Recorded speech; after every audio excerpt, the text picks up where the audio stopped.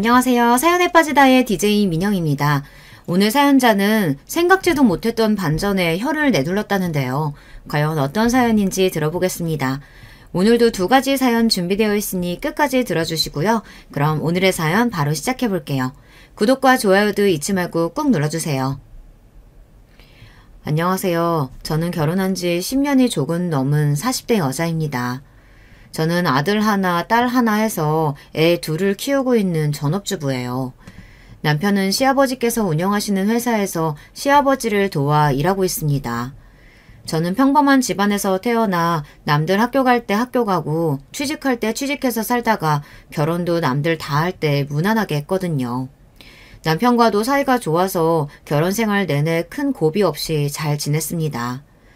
특히나 시아버지께서 하시는 사업이 잘 돼서 결혼할 때 시부모님이 사시는 같은 아파트에 신혼집도 해주시고 생활비도 많이 도와주셔서 제가 일도 그만두고 애들한테 집중할 수 있게 해주셨어요. 문제라고는 없을 것 같은 제 인생에 얼마 전 한 가지 고민이 생겼습니다.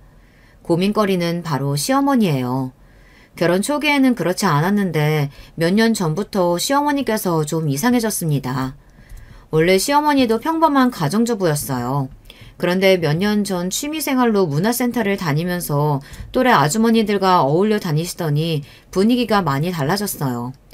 말투나 행동도 그렇고 씀씀이도 많이 달라졌어요. 원래는 미용실에서 염색하시는 것도 벌벌 떠시던 분인데 문화센터에서 친해진 분들과 어울려 다니시면서 강남에 있는 미용실에 가서 머리도 하고 네일이랑 마사지도 정기적으로 받으러 다니세요. 이렇게 좋은 걸 내가 몇십 년 동안 왜 모르고 살았나 몰라. 사람들이 다들 나더러 너무 바보처럼 살았대. 시어머니는 네일 색깔을 바꾸고 오실 때마다 너무 좋아서 하루 종일 손만 바라보고 계세요. 그런 모습을 보면 저는 마음이 좋았습니다. 시어머니께서 행복해 하시는 것 같아서요. 맞아요. 지금까지 자식 키우느라 고생 많이 하셨는데 노년에 즐겁게 보내시면 좋죠. 시어머니 말씀이 맞습니다. 결혼해서 자식 낳고 평생 남편이랑 자식들 뒷바라지만 하면서 사셨으니 이제 좀 여유롭게 지낼 수 있으면 좋아요. 그런데 시어머니는 좀 과해도 너무 과했어요. 그러다 보니 시아버지와 자꾸만 문제가 생겼습니다. 남편도 시어머니를 이해하지 못하는 눈치였고요. 미용실이나 네일, 마사지 같은 건 별거 아니었어요. 어느 날 시어머니와 제가 백화점에 살 게 있어서 같이 갔었는데 글쎄 시어머니께서 백화점 VIP더라고요. 아시죠? 백화점 VIP가 되려면 1년에 백화점에서 몇천 이상은 무조건 써야 가능해요. 저는 놀라서 시어머니께 물었습니다. 분명 그 전까지는 VIP가 아니었는데 어떻게 VIP까지 됐냐고요. 그러자 시어머니께서 하시는 말씀이 기가 막혔습니다. 나랑 문센 다니는 아줌마 중에 백화점 VIP 아닌 사람이 나밖에 없는 거야. 그래서 내가 너희 시아버지한테 말해서 작년 1년 동안 명절 선물이며 거래처 선물, 장 보는 거 다 지출은 이 백화점에서만 하고 다녔지. 그랬더니 VIP가 되긴 하더라. 애미 너도 오늘 사는 거 내 카드로 사고 나한테 현금으로 줘. 저는 시어머니의 말씀에 입이 떡 벌어졌습니다.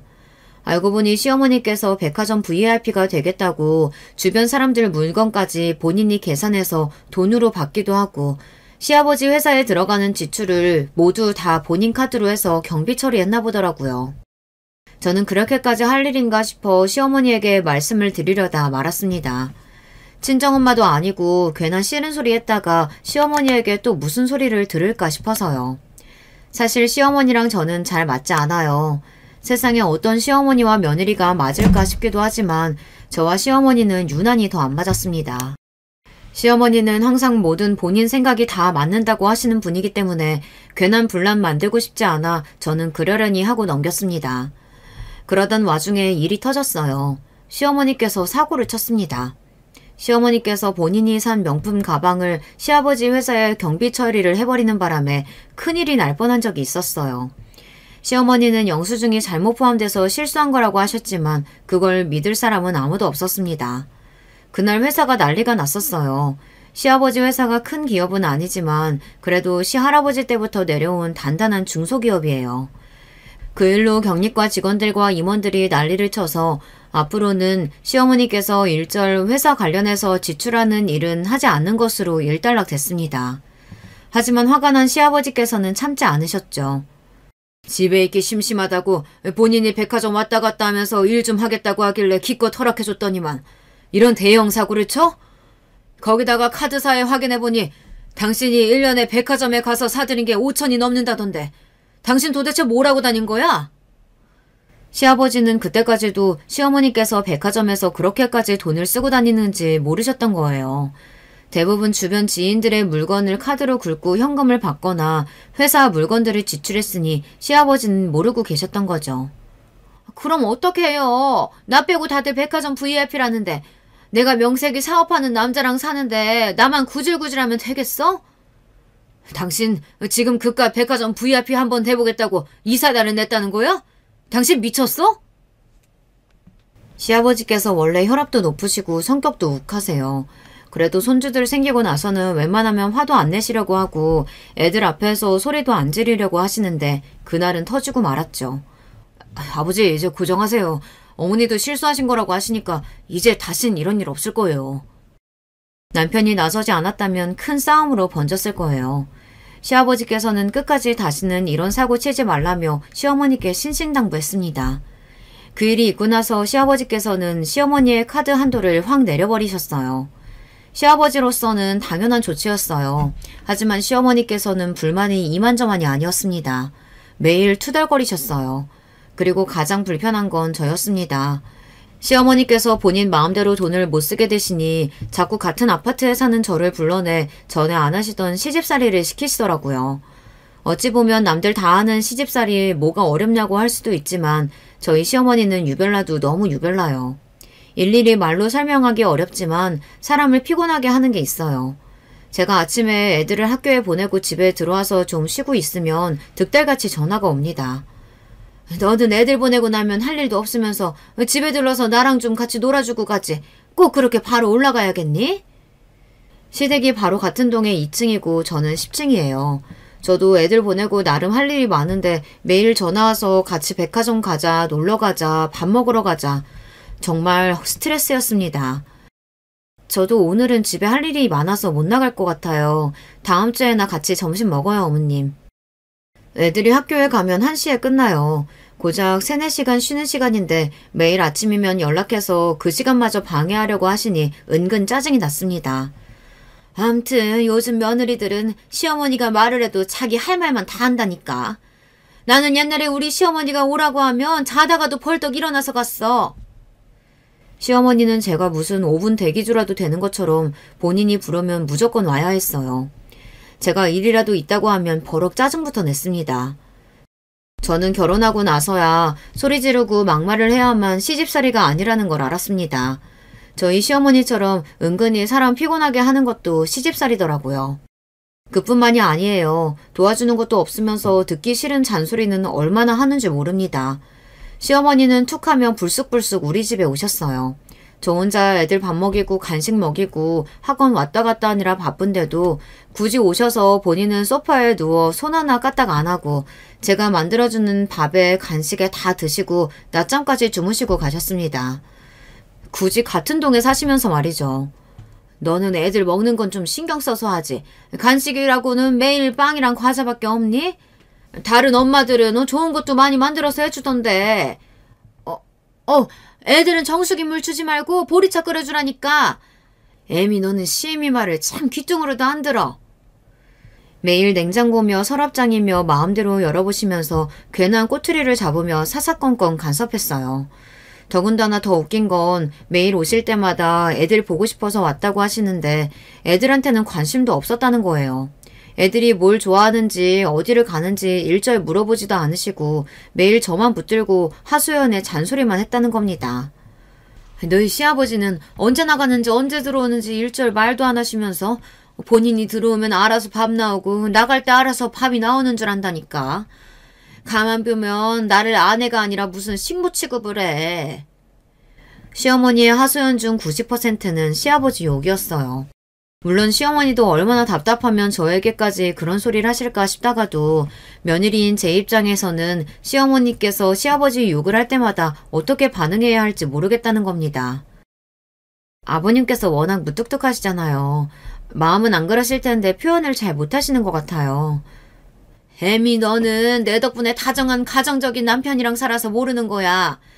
요즘 여자들은 네 시아버지 같은 남자랑은 하루도 못 살걸? 아휴, 그런 남자랑 40년 넘게 살아왔다는 내가 스스로 대견하다, 대견해. 시어머니는 당신이야 아무것도 안 하고 떠들기만 하니까 모르겠지만 저는 애들하고 정신없는 와중에 시어머니의 하소연까지 들어줘야 하니 너무 피곤했습니다. 시어머니가 집에 오셨다가 돌아가시면 저는 기가 쏙 빨려 몸에 힘이 하나도 없었어요. 주변에는 시댁이랑 같은 아파트에 산다고 하면 일이 생기거나 바쁠 때 시댁에 애들 맡길 수 있어서 좋겠다고 하지만 모르는 소리예요. 저희 시어머니는 혹여나 애들이 집에 올까 오히려 걱정합니다. 심지어 애들이 할머니 집에 가고 싶다고 졸라도 시어머니는 별로 좋아하지도 않아요. 할머니, 내일 쉬는 날이니까 오늘 할머니네 가서 자고 오면 안 돼요? 할머니네는 알마의자도 있고 돌침대도 있어서 좋은데. 애들이 시댁에 있는 돌침대에서 자는 걸 좋아해서 자주 가고 싶다고 했었는데 그럴 때마다 시어머니께서 안 된다고 하셨어요. 아이고, 멀쩡한 너희 집 놔두고 잠을 왜 할머니네 와서 자. 할머니 예민해서 누구랑 한 침대에서 못 자. 그래서 할아버지랑도 따로 자잖아. 그럼 잠은 집에 와서 자고 저녁까지만 좀 놀다 가면 안 돼요? 아유, 할머니 오늘 바빠. 네일 받으러 갔다가 마사지도 받아야 하고 요즘 자꾸 눈가에 주름이 생겨서 피부과도 가야 돼. 다음에 와, 다음에. 손주라고 많지도 않은데도 시어머니는 애들한테도 별로 관심이 없었어요. 오로지 본인 일에만 신경 썼어요. 네일아트에 마사지도 모자라 언제부턴가는 피부과에 필러나 주사까지 맞으러 다니시더라고요. 저는 오히려 시어머니가 바쁘면 더 좋았습니다. 우리 집에 자주 안 오시니까요. 거기다가 더 충격적이었던 건 내일 모레면 70인 할머니가 스포츠카를 끌고 다닌다는 겁니다. 물론 본인이 능력되고 운전 잘하시면 무슨 차를 타든 상관없죠. 하지만 시어머니는 가족들과 상의도 없이 일을 크게 벌리고 다녀요. 결혼 생활 내내 시어머니께서 사고를 치신 얘기만 해도 끝이 없습니다. 스포츠카를 사실 때도 그랬어요. 30대 때 운전면허를 따고 자식들 키우면서 10년 정도 운전하시다가 20년을 넘게 운전을 안 하셨어요. 그런데 뜬금없이 차를 예약했다고 하시더라고요. 나도 이제 좀 자유롭게 움직이고 싶어서 차 한 대 계약했으니까 당신이 계약금 좀 내요. 식구들끼리 모여 저녁 식사를 하는 자리에서 시어머니께서 시아버지에게 하신 말씀입니다. 함께 있던 저희 부부는 물론 시아버지도 놀라셔서 들고 있던 수저를 탁 소리가 나게 내려놓았어요. 20년도 넘게 운전대 안 잡은 사람이 그 나이에 운전을 어떻게 해? 그리고 차가 필요하면 내 차 같이 쓰면 되지. 당신이 무슨 돈이 있다고 차를 사? 시아버지는 자식들도 있으니 최대한 참고 이야기하셨지만 그 목소리에서 화가 그대로 느껴졌어요. 저와 남편은 슬금슬금 시부모님의 눈치를 살폈습니다. 이러다가 또 싸우실 것 같아서요. 돈이 없으니까 당신한테 계약금 내달라는 거 아니야. 내가 돈이 있으면 당신한테 얘기했겠어? 계약금은 그렇다 치고 나머지 돈은 어떻게 낼 건데? 설마 당신 나 모르게 숨겨둔 비상금이라도 있어? 비상금은 무슨... 당신이 나 못 믿는다고 카드만 하나 덜렁 주고 현금이라고는 구경도 안 시켜준 자가 언젠데. 내가 비상금이 어딨어. 당연히 나머지 돈은 당신이 내야지. 이 여자가 다 늙어서 갑자기 노망이 났나. 당신 마음대로 계약하고 오면 내가 알아서 다 해결해줘야 하는 거야? 시어머니의 당당함에 점점 시아버지의 목소리도 높아져 갔습니다. 내가 지금까지 당신이랑 40년 넘게 살면서 온갖 고생 다 했는데 고작 차 한 대 못 사줘? 난 죽기 전에 그 차는 한번 꼭 타보고 죽는 게 소원이니까 들어줘. 안 그러면 나도 당신이랑 안 살고 나가버릴 거야. 시어머니는 막무가내였어요. 이미 계약한 차니 안 사주면 집을 나가버리겠다고 하셨습니다. 아이고, 저 옆에 내가 드디어 정신이 나갔구만 나갔어. 시아버지는 머리가 아프다는 듯 연신 이마를 잡으셨어요. 저와 남편은 뭐라 말해야 할지 몰라 우물쭈물하고 있었습니다. 그로부터 몇 달 뒤 애들을 학교 보내고 집에 들어왔는데 시어머니에게 전화가 왔어요. 보여줄 게 있으니 잠깐 1층으로 내려와 보라고요. 저는 또 무슨 일인가 싶어 1층으로 내려갔습니다. 그런데 1층에 내려가자마자 제 눈앞에 펼쳐진 광경에 저는 입을 다물지 못했어요. 너무 놀라서요. 시아버지를 어떻게 설득하셨는지 시어머니께서는 정말 차를 사셨습니다. 그것도 보통 차가 아니라 1억이 넘는 스포츠카를 샀어요. 저는 놀라서 사고 싶다고 하신 차가 정말 이 차가 맞느냐고 시어머니께 몇 번이나 물었습니다. 아유, 너는 젊은 애가 뭘 이 정도 가지고 호들갑이니? 이 차 맞아. 내가 무슨 일이 있어도 죽기 전에 스포츠카는 무조건 한번 타보고 죽고 싶었어. 어때? 멋지지? 시승해 줄 테니까 어서 타. 시어머니의 말씀에 저는 어안이 벙벙해져서 잠시 머뭇거렸습니다. 정말 시어머니께서 운전하는 차를 타야 하는 건가 싶기도 하고 이 차를 사는 걸 시아버지께서 허락을 하셨는지 그것도 믿기지 않았어요. 어머니, 이거 1억은 좋게 넘을 텐데 이 비싼 스포츠카 사는 걸 정말 아버님께서 허락하신 거예요? 그렇다니까. 내가 안 사주면 이혼하고 나간다고 난리쳤더니만 결국은 사주더라고. 시어머니께서 이혼 합의서에 도장까지 찍어 시아버지에게 보여줬답니다. 차를 안 사주면 정말로 이혼하겠다고 하셨대요. 평생 집에서 남편 뒷바라지만 하고 애들 키우며 산 보상이 고작 1억짜리 차보다도 못하냐고 펑펑 눈물까지 쏟으셨답니다. 그렇게 일주일을 아무것도 안 하고 방에만 있으면서 졸랐더니 시아버지도 결국은 두 손 두 발 드셨대요. 정말 운전 괜찮으시겠어요? 그냥 제가 운전할까요? 사실 저도 스포츠카는 타본 적이 없어서 운전하기 겁이 나긴 했지만 20년 만에 운전하는 시어머니의 차에 타는 게 더 무서워 제가 운전하겠다고 했습니다. 어머, 얘 봐라. 애미, 너도 내 차 끌고 싶어서 그러는구나? 아무리 그래도 내 차인데 내가 먼저 운전해봐야지. 잔말 말고 빨리 타. 우리 드라이브라도 갔다 오자. 그날이 제 인생에서 손에 꼽힐 정도로 인상 깊었던 날 중 하나였습니다. 1억이 넘는 스포츠카를 모는 시어머니의 조수석에 타본 며느리가 세상에 몇이나 있겠어요. 물론 30분 드라이브를 하는 동안 심장이 쿵 하고 내려앉을 뻔한 게 10번은 넘었지만 그래도 무사히 살아서 돌아오기는 했습니다. 시어머니께서 스포츠카를 끌고 다니기 시작하자 아파트 단지 내에 우리 가족은 금세 연예인처럼 유명해졌어요. 애들 어른 할 거 없이 시어머니 차만 보면 다들 몰려들어서 질문하기 바빴습니다. 심지어 저희 애들 친구들까지 애들 할머니가 스포츠카를 끌고 다니는 걸 알게 돼서 집까지 놀러와서 직접 보고 싶다고 했어요. 그럴 때마다 저희 애들도 기분이 좋은지 친구들을 우르르 데리고 주차장에 가서 스포츠카를 보여줬습니다. 어떨 땐 시어머니까지 불러서 친구들을 차에 태워주기도 했어요. 우와, 너희 할머니 너무 멋지다. 저도 나중에 할머니 나이 정도 되면 돈 많이 벌어서 스포츠카 끌고 다니고 싶어요. 어머, 그래? 앞으로도 차 타고 싶으면 언제든 놀러와. 이 할머니가 태워줄게. 시어머니는 유명세를 즐기기 시작했습니다. 한 번은 이런 적도 있었어요. 저와 시어머니가 백화점에서 장을 보고 들어오는데 웬 아저씨가 말을 걸었습니다. 201호시죠? 안녕하세요. 저 얼마 전에 옆집에 이사 온 사람이에요. 아유, 주차장에서 이 스포츠카 볼 때마다 누구 차일까 궁금했었는데 이렇게 멋진 분 차일 줄은 생각도 못했네요.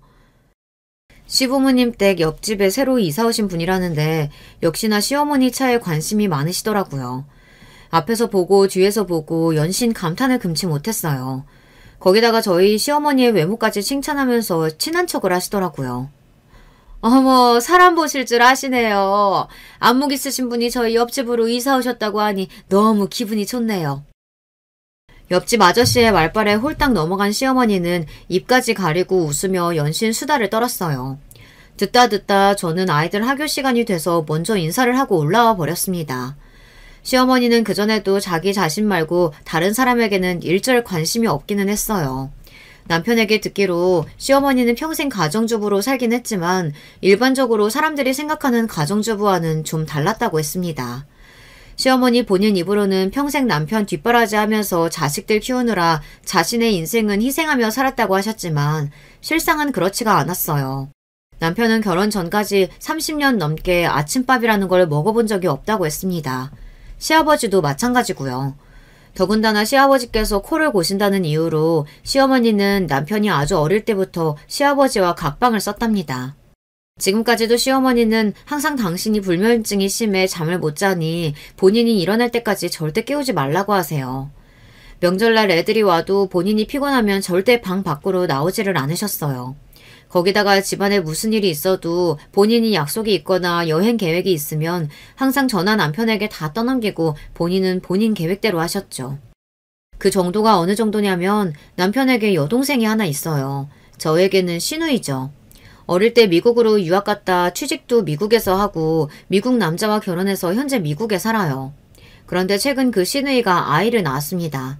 사실 시누이가 아이를 낳았을 때도 저는 신기하긴 했어요. 원래 첫 아이를 출산할 때 제일 많이 생각나는 게 친정엄마잖아요. 저는 임신했을 때부터 너무 무섭고 걱정돼서 하루가 멀다 하고 친정에 가 있었었는데 시누이는 임신하고 아이를 낳을 때까지 한 번도 한국에 들어오질 않았어요. 저도 결혼한 지 꽤 됐지만 그동안 시누이를 본 게 제 결혼식 때와 시누이 결혼식 때 딱 2번이었어요. 자주 왕래를 안 하기는 한 거죠. 막연하게나마 시누이도 어릴 때 미국으로 유학 가서 한국보다는 미국이 훨씬 편해서 그런가 보다 했는데 그게 아니더군요. 시누이도 나름 시어머니에게 쌓인 게 많은 것 같더라고요.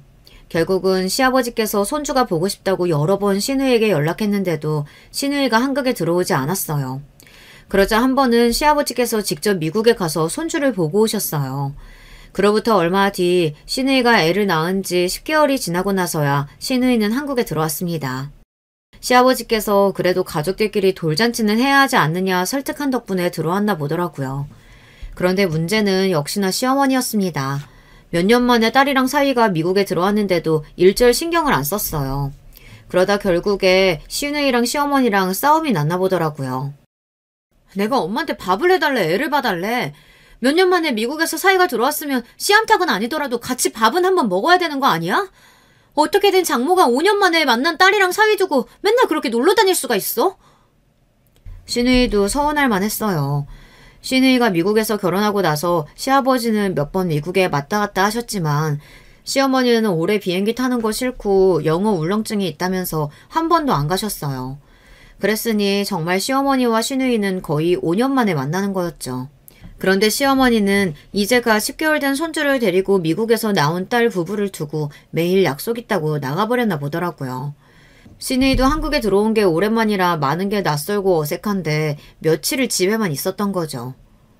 다 클 때까지 키워주고 먹여줬으면 됐지. 결혼까지 한 자식을 내가 뭘 더 해줘야 돼.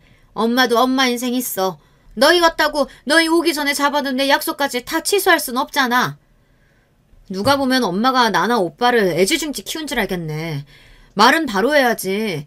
엄마가 날 키워주고 먹여주긴 언제 그랬다 그래. 나 10살 되자마자 미국 보내놓고 방학 때 한국 들어오면 매번 기차 타고 영어 캠프나 걸스카우트 이런 데 돈만 주고 다 보냈잖아. 어릴 적 있었던 남편의 이야기를 들었을 때도 남편이 안쓰럽다고 생각했었는데 시누이의 이야기를 듣고 보니 시어머니가 모성애가 많이 부족한 사람이긴 한 것 같더라고요. 남편이고 시누이고 시어머니 배 아파서 낳은 친자식인데 같은 엄마로서 이해가 되지 않을 정도로 시어머니는 자식들을 사랑하는 법을 모르시는 분 같았어요. 됐어. 내가 엄마한테 뭘 바라겠어. 그냥 나가. 나도 아빠 봐서 한국에 있는 동안은 여기 있으려고 했는데 안 되겠다. 그냥 호텔로 갈게. 시누이는 참다 안 되겠는지 그냥 호텔에서 지내겠다고 했나 봐요. 그런데 그 일로 괜히 저에게까지 불통이 튀었습니다. 자식이라면 애지중지하시는 시아버지께서 시누이가 호텔로 간다는 이야기를 듣고 가만히 계실 리가 없었어요. 시어머니에게 난리를 치셨나 보더라고요. 이 예편네가 내가 지금까지 자식들 봐서 봐주고 사니까 아주 염치가 없지?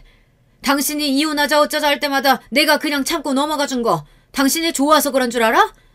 당신 내 말 똑똑히 들어. 우리 수정이랑 사위랑 집 나가서 호텔에서 지내는 날에는 이번엔 내가 당신하고 이혼할 거니까 그런 줄 알아. 시아버지께서 이제부터 절대 시어머니를 봐주지 않겠다고 선전포고를 하셨나 봐요. 다 늙어서까지 이런 식으로 가정에 소홀하게 굴면 카드고 뭐고 다 뺏고 쫓아내겠다고까지 하셨답니다. 카드를 뺏겠다는 시아버지의 말씀에 시어머니도 시겁하기는 했는지 더 이야기하지 않고 깨갱하셨답니다. 그래도 시어머니가 최소한 양심은 있으신지 하루 이틀은 안 나가고 댁에 계시며 시누이를 챙기긴 하셨나 보더라고요. 그런데 사람이 어디 변하나요? 며칠 얌전히 계시는 척 하더니만 며칠도 못 버티고 결국은 저에게 전화를 했어요. 너는 며느리라는 애가 시누이가 미국에서 5년 만에 들어왔는데 어쩜 그렇게 신경을 안 쓸 수가 있니? 내가 바빠서 그러니까 네가 좀 와서 애들 밥도 좀 차려주고 데리고 나가서 과일이라도 좀 해줘. 명색이 맏며느리가 있는데 다 늙은 내가 애들 시중 들어야겠니? 시어머니는 말도 안 되는 소리를 해댔습니다. 저더러 시누이 밥을 챙기고 가이드를 하라네요. 물론 저도 오랜만에 만난 시누이가 반가워서 남편이랑 나름 챙긴다고 챙겼어요. 시어머니가 집에 안 계실 때 집에 몇 번 초대해서 같이 밥도 먹고 영화도 보고는 했습니다. 그런데 시어머니가 저런 식으로 이야기하시니 기분이 상하더군요. 하지만 평소 시어머니 성격을 워낙 잘 아는 저로서는 그 정도 말로는 화도 나지 않았어요. 그냥 그러려니 했습니다. 하지만 그래도 시누이를 위해서 가만히 있을 수는 없었어요. 저야 당연히 가족으로서 알아서 잘 챙기고 있죠. 제가 아무리 잘해도 엄마가 해주는 거랑 같나요? 몇 년 만에 한국에 온 건데 어머님이 좀 챙겨주셔야죠. 아버님도 그러라고 어머니 카드 아직 그대로 주신 거잖아요. 시아버지께서 하신 이야기를 뻔히 다 아는데 괜히 저에게 코트리를 잡으시니 얄미워서 더 한마디 했습니다. 어머 애미, 네가 뭘 안다고 훈수를 두니 훈수는. 내일은 내가 알아서 하니까 너는 신경 꺼. 저도 혹여나 아버님께서 정말 화나셔서 어머님 카드도 뺏고 이혼까지 하신다고 할까봐 걱정돼서 그러죠. 뭐? 이혼? 네가 네 시아버지에 대해 잘 모르나 본데 말은 저렇게 못되게 해도 그 인간 나 없으면 못 살아. 우리 부부 일은 내가 더 잘하니까 애미 너는 네 일이나 알아서 해라. 시어머니는 곧 죽어도 본인이 잘났다고 큰 소리를 치시는데 참 양심도 없고 뻔뻔해 보였습니다.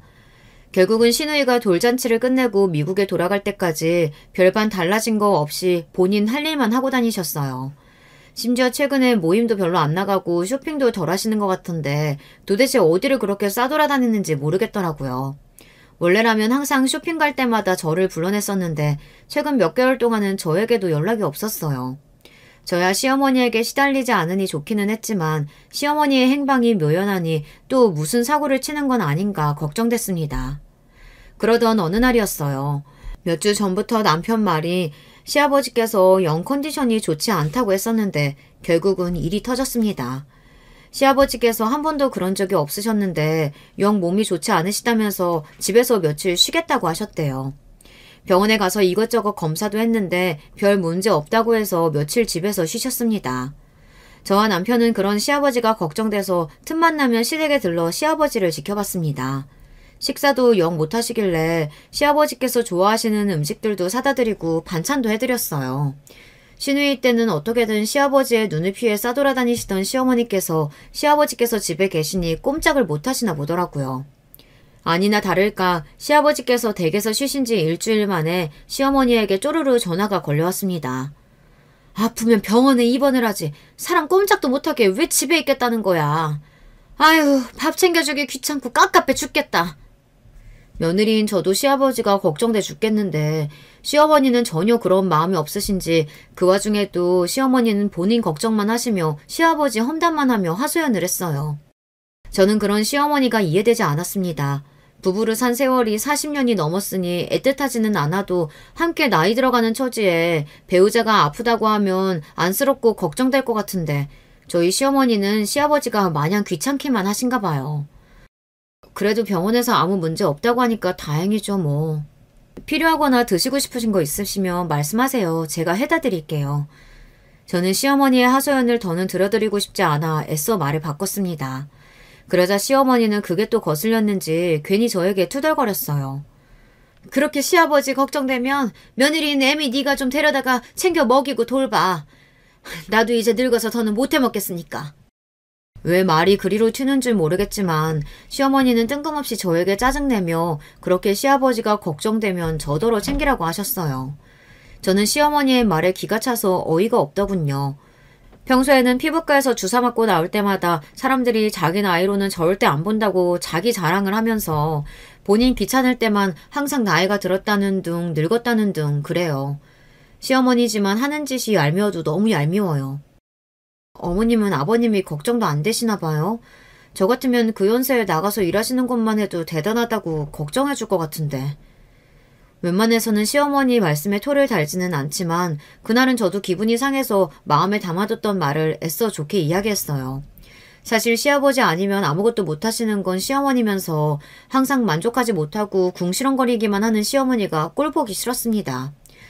스포츠카 사고 카드 펑펑 쓰면서 시아버지 돈 쓰는 건 당연하게 여기면서 이제와 시아버지께서 아프다고 하시니 시어머니께서 귀찮아하시는 게 며느리로서는 보기 좋지 않았어요. 역시나 제 말에 기분이 상한 시어머니는 당신의 편을 들어주지 않는 제가 원망스럽다는 듯 쏘아보았습니다. 암튼 이놈의 집구석에는 내 편이라고는 없다니까. 아들놈이나 며느리나 다 똑같아. 이러니 내가 집에 마음을 못 붙이고 밖으로만 도는 거지. 시어머니는 말 같지도 않은 핑계를 대며 버럭 소리를 내지르고 전화를 끊어버렸습니다. 아마 남편에게도 연락했는데 남편도 시어머니의 하소연을 안 받아줬나 보더라고요. 시어머니의 버럭하시는 소리에 저는 괜한 소리를 했나 싶기도 했지만 시어머니의 투정을 한번 받아줬다간 한도 끝도 없이 들어줘야 하는 걸 보니 저로서는 어쩔 수 없었습니다. 그로부터 며칠 뒤 믿기지 않는 일이 벌어졌습니다. 글쎄 시아버지께서 갑자기 쓰러지셨대요.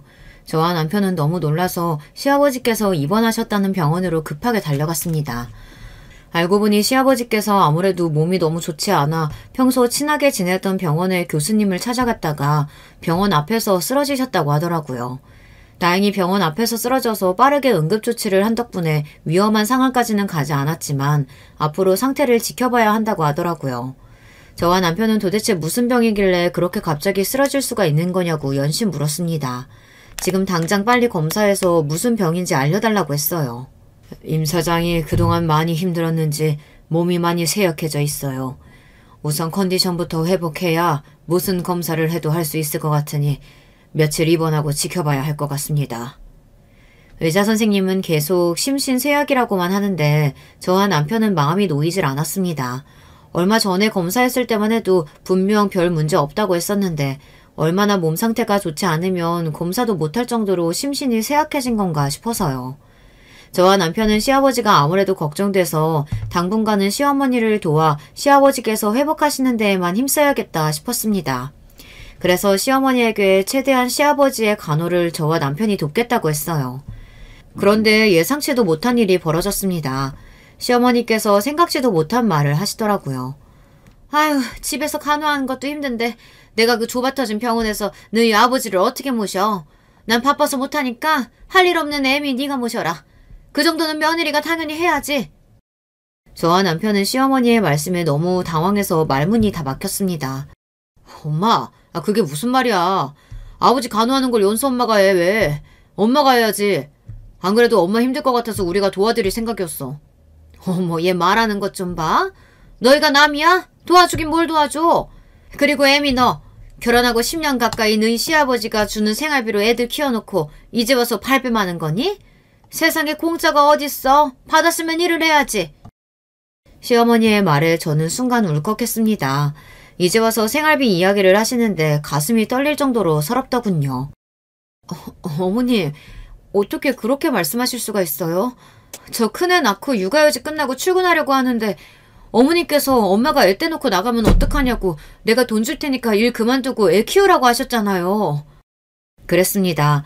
저는 애를 낳고도 일을 그만둘 생각은 없었어요. 시어머니께 애 봐주실 수 있냐 부탁드렸는데 단번에 싫다고 하셔서 어린이집까지 다 알아본 상태였어요.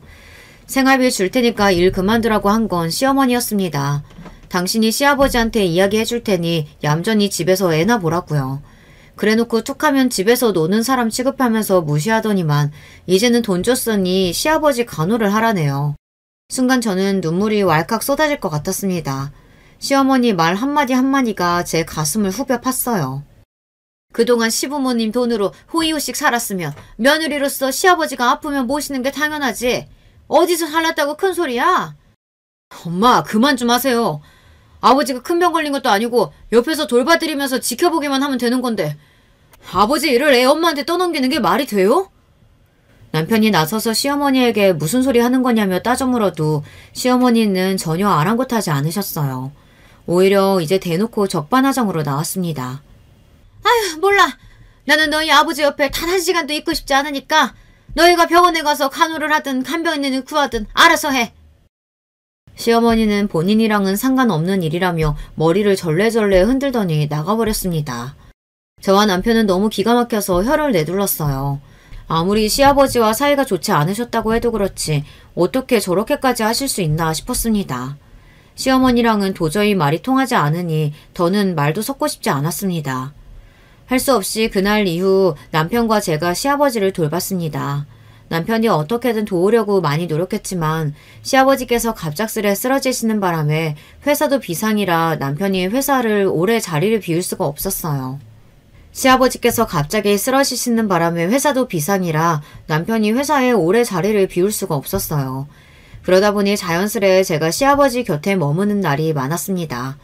애들 돌보면서 병원에 왔다 갔다 하는 게 생각보다 정신은 없었지만 그래도 시아버지께서 하루라도 빨리 회복만 하시기를 바랬습니다. 그러던 중 믿기지 않는 일이 벌어졌어요. 끔찍한 광경을 제 두 눈으로 목격하고 말았습니다. 근처에 일이 있어서 나갔다가 들어오는데 익숙한 차 한 대를 보고 말았습니다.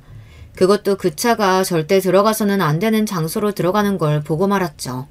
글쎄 시어머니의 그 요란한 스포츠카가 모텔 주차장으로 들어가는 걸 목격했습니다.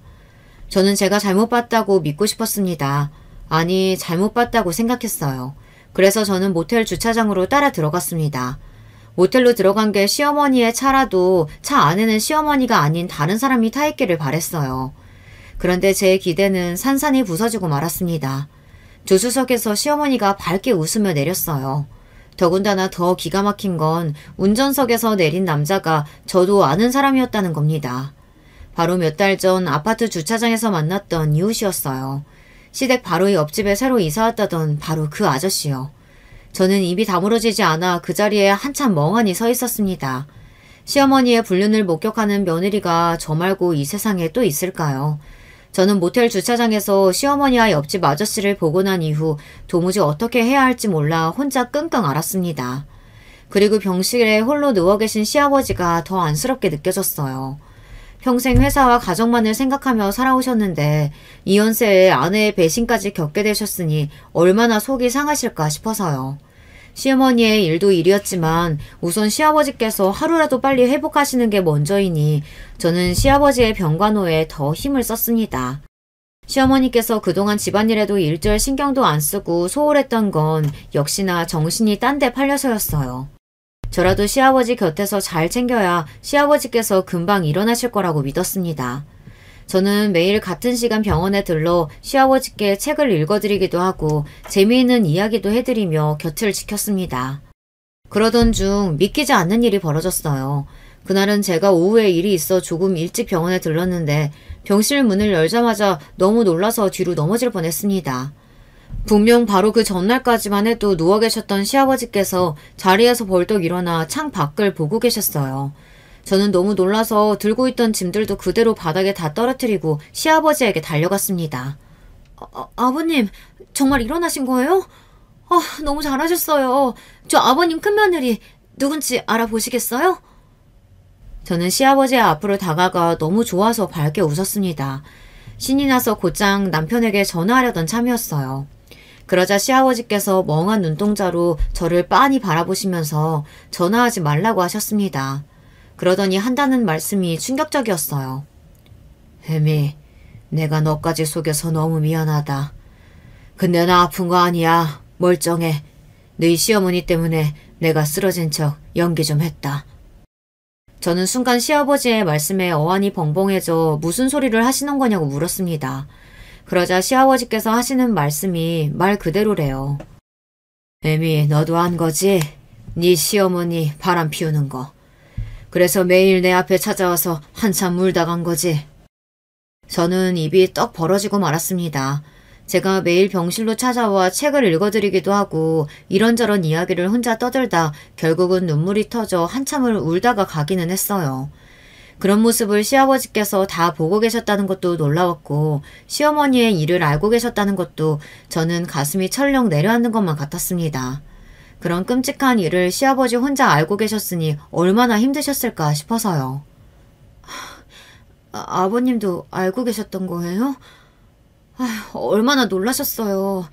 혹시 그 일 때문에 놀라서 쓰러지신 거예요? 저는 그때까지도 시아버지께서 시어머니를 속이기 위해 쓰러진 척 연기한 거라는 걸 이해하지 못했습니다. 시어머니의 외도 사실을 알고 쓰러지셨다가 일어나신 줄 알았어요. 네 시어머니 하는 짓 중 어디 정상적인 일이 한 가지라도 있니? 나는 더 놀랍지도 않다. 이야기 나온 김에 오늘 밤 다 밝혀야겠어. 그래서 그런데 애미 네가 내 부탁 좀 들어줄래? 시아버지의 단호한 눈빛에 저는 순간 침을 꼴깍 삼켰습니다. 시아버지는 그날 저녁 시어머니와 남편만 데리고 시댁으로 오라고 하셨어요. 그럼 당신이 다 알아서 정리하겠다고요. 그날 저녁 시어머니에게 연락을 드렸습니다. 남편과 저녁에 댁에 가겠다고요. 그러자 시어머니께서 하는 말이 오늘은 늦게 들어갈 예정이니 저에게 집으로 오지 말라고 하셨어요. 저는 기가 막혔습니다. 무슨 일이 벌어지는 줄도 모르고 또 나가서 그 논팽이 상간놈을 만나는 건가 싶어서요. 다시금 그날 모텔 주차장에서 봤던 시어머니의 밝은 얼굴이 떠오르니 저는 온몸에 소름이 돋아 더는 말이 곱게 나가지 않았습니다. 어머님은 도대체 무슨 생각을 하고 사시는 거예요? 아버님께서 한 달 넘게 병원에 누워 계신데 어떻게 한번 들여다보지도 않고 그렇게 계실 수가 있어요? 제 격앙된 목소리에 역시나 기분이 상한 시어머니는 기가 막히다는 듯 콧방귀를 꼈어요. 뭐? 무슨 생각하고 사는 거냐고? 너 지금 그게 시애미한테 할 소리냐?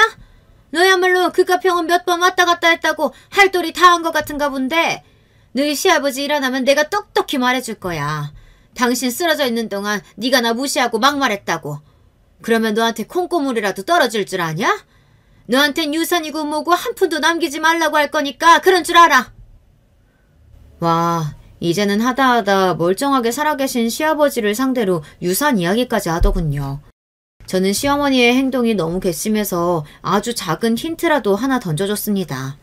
오늘 저녁까지 혼자 마음 좀 졸이라고요. 제가 시어머니를 위해 준비한 게 있었거든요. 오늘 안 오시면 아마 평생 후회하실 거예요. 제가 어머님 댁 옆집 사시는 아저씨 식사 좀 대접한다고 어머님 댁으로 초대했거든요. 그랬습니다. 오늘의 이벤트에 초대된 손님은 저와 남편 시어머니뿐만이 아니었어요. 옆집 상간남 아저씨도 제가 초대했습니다. 옆집 아저씨라는 소리에 시어머니께서는 입을 싹 다물었어요. 그러더니 잠시 후 입을 뗐습니다. 아니, 애미, 너는 나랑 상의도 안 하고 아무나 집에 초대하고 그러면 어떡해? 소리는 지르고 있었지만 분명 시어머니의 목소리는 떨리고 있었어요. 며칠 전에 제가 장보고 들어오는 길에 짐을 좀 많이 들고 있었는데 아저씨께서 짐까지 들어주셨어요. 감사해서 제가 식사 대접한다고 했어요. 바로 옆집에 산 지도 꽤 됐는데 인사 한번 제대로 못했잖아요. 음식 준비는 제가 알아서 할 테니까 어머님은 시간 맞춰서 오세요. 그랬습니다. 제가 일부러 며칠 전부터 동네에서 그 상간한 아저씨와 마주칠 때마다 인사를 하고 말을 걸었어요. 그러고는 자연스레 집에 초대를 했습니다. 그리고 대망의 저녁이 됐어요. 저와 남편은 시댁에서 간단히 식사 준비를 하고 손님들을 기다렸습니다. 시어머니는 웬일로 나가지도 않고 집에서 얌전히 기다리고 계시더라고요. 집안에 아픈 사람이 있는데 굳이 집에 초대해서 밥을 먹는 게 맞는 일인지 모르겠다. 네 시아버지 나중에 알게 되시면 기분 나빠할 거야. 많이 당황하긴 하셨는지 웬일로 시어머니 입에서 맞는 말이 나오더라고요. 저는 웃음이 절로 나왔습니다. 저는 애써 더 밝게 미소를 지어 보이며 시아버지도 이해하실 거라고 하곤 상을 마저 차렸습니다. 그런데 식탁으로 다가온 시어머니께서 뭔가 이상하다는 듯 미간을 구겼어요. 근데 상을 왜 이렇게 많이 차려? 애들은 친정에 보냈다더니 애들도 오는 거니? 제가 접시랑 수저 세트를 6개나 놓았더니 시어머니는 의아하다는 듯 했어요. 그때였습니다. 내가 손님 좀 모시고 오기로 해서 얘가 아마 여유롭게 준비했을 거야. 아니, 당신 언제 일어난 거야? 그리고 옆에 그 여잔 누구야? 시아버지께서 나이가 지긋하신 여성분을 한 분 모시고 집에 들어왔어요. 그리고 잠시 후 대망의 주인공도 도착했습니다. 시아버지께서 일부러 열어둔 현관문을 열고 옆집 상간남이 실례합니다 라고 외치며 들어왔습니다. 그때였어요. 더 기가 막힌 일이 벌어졌습니다. 여보, 당신이 여기 어떻게 영국에 있는 거 아니었어? 여보? 아니, 이혼했다더니. 아이고, 내가 지금 무슨 소리라는 거야? 가관도 이런 가관이 없었습니다. 시어머니는 상간남이 이혼남인 줄 알았나 보더라고요. 잠시 뒤 분위기는 엉망이 됐어요. 이 여편 내가 다 늙어 쭈구리 주제에 내 남편을 꼬셔? 너 오늘 내 손에 죽어봐라. 시아버지께서 모시고 온 여자분은 다름 아닌 옆집 상간남의 아내였습니다. 상간남의 아내는 외국에서 사는 딸이 아이를 낳아 몇 개월 외국에 나가 있었는데요. 그 사이 남편이 저희 시어머니랑 바람이 난 거예요. 아주머니는 곧장 시어머니에게 달려들어 머리채를 잡고 흔들었습니다. 여보 그만해. 남의 집에서 무식하게 뭐 하는 거야? 무식? 그래, 너희 오늘 잘 걸렸다. 내가 진짜 무식한 게 뭔지 보여줄게. 그 이후부터는 제가 차려놓은 음식이 졸지에 무기가 돼서 시어머니의 머리와 입안으로 무자비하게 던져졌습니다.